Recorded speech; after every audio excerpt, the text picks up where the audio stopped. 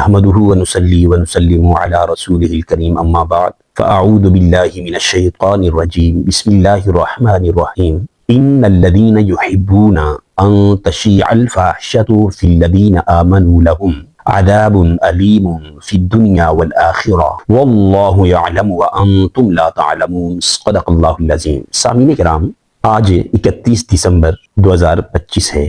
شمسی اعتبار سے سال کا اختتام آخری دن ہے۔ اس بحث پر میں نہیں جاؤں گا، اس بحث کے اندر کہ قمری اعتبار سے سال اور شمسی اعتبار سے فضائل معاملات الگ موضوع ہے، لیکن جو معاشرے میں سب سے بڑی برائی پائی جا رہی ہے، جو اس آیت میں رب ذوالجلال نے جس کا رد فرمایا، میں وہ چیز سامنے لے کر آؤں۔ سال کوئی بھی ہو، قمری یا شمسی، مہینہ کوئی بھی ہو، اس کی ابتدا ہو یا انتہا ہو، کوئی مجلس ہو اس کی ابتدا یا انتہا، لیکن اس کے اندر عریانی، اسراف، بے حیائی، فحاشی، بدماشی، یہ جتنی بھی چیزیں ہیں، اور رب ذوالجلال اس کی اجازت نہیں دیتے۔ آج کافر اور کفار تو دور کی بات، مسلمان بھی نیو ایئر کے نام سے، نئے سال کے منانے کے نام سے یہ تمام چیزیں کرتے ہیں، بے حیائی، فحاشی، عریانی، ننگا پن، جبکہ قرآن اس کا رد فرما رہا ہے۔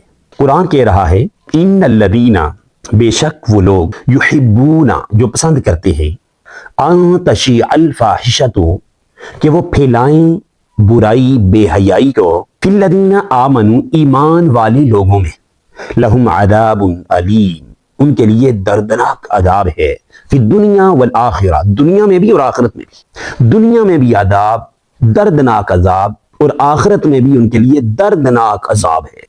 ان کے لیے رحمت سے دوری ہے، ان پر گویا لعنت ہے۔ بے حیائی پھیلانا، فحاشی پھیلانا، بدماشی پھیلانا، یہ تمام چیزیں دین اسلام میں باطل ہیں۔ جتنے بھی مسلمان ہیں تمام سے میری گزارش ہے کہ نیو ایئر کے نام سے، نئے سال کے منانے کے نام سے، خدا را یہ برائیاں، فحاشی، عریانی ختم کیجیے، اس کے نام پر نہ کیجیے۔ رب تعالیٰ اگر آپ کو مزید زندگی دے رہے ہیں، گناہ کمانے کے بجائے آپ نیکیوں کی طرف آئیں۔ اور میں گھر کے سربراہوں سے کہوں گا اپنی اولاد پر نظر رکھیں، آپ مسئول ہیں، آپ سے سوال کیا جائے گا۔ آپ کے گھر کے بیوی بچے ہیں، آپ کے چھوٹے بھائی ہیں، آپ کا خاندان ہے جو آپ کے ماتحت ہے، جو آپ کی نگرانی میں ہے، نگرانی رکھیے۔